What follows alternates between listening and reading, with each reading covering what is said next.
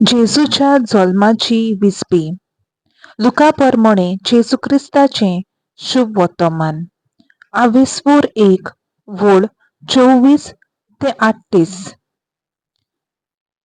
एलिझाबेथाच्या गर्भस्थपणाच्या 6व्या महिन्यात नाझारेथ नावाच्या गालिलेयांतल्या एका नगरांत देवान गाब्रिएल दूताक एके सोयरीक जाल्ले आंकवारी सोडची धाडलो.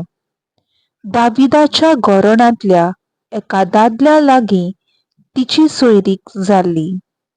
त्या दादल्याचे नांव जुजे आसलें आनी आंकवारीचें नांव मारिया.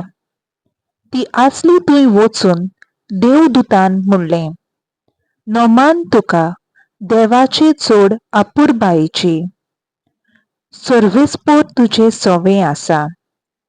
हें ताचें उतर आयकून ती एकदम घाबरली आनी हें नोमान कसलें जायत तें चिंतूंक पडली. पूण देवदूतान तिका म्हणलें, भिवू नाका मारिये, तूं देवाचे आपुरबायेची.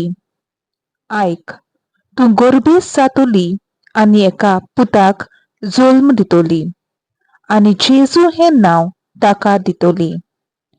तो व्हड जातलो आनी भोव वर्तो देव ताका आपलो पूत म्हणटलो आनी ताच्या बापाय दाविदाचें सिंहासन सर्वेस्पर देव ताका दितलो.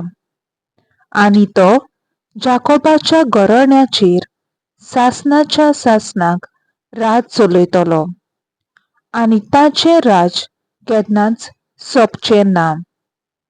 मारियेन देवदूताक म्हणलें, म्हाका दादल्या लागीं संबंद ना म्हणटच हें कशें घडटलें? आनी देवदूतान जाप दिवन म्हणलें, पवित्र आत्मो तुजेर येतलो आनी भोव वर्त्या देवाची शक्ती तुजेर सावळी घालतली. ह्याच खातीर तूं जल्म दिवची आसा त्या पवित्र भुरग्याक देवाचो पूत म्हूण सर्वेस्पर नांव दितलो.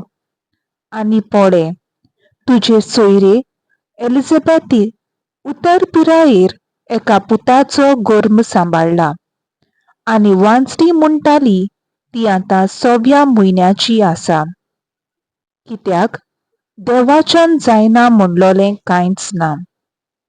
तेन्ना मारियेन म्हणलें, ही आसा हांव सर्वेस्पराची चाकून, जावं म्हजें सवें तुज्या उतरा प्रमाणें. आनी देवदूत तिचे सोरशिल्लो कडसरलो.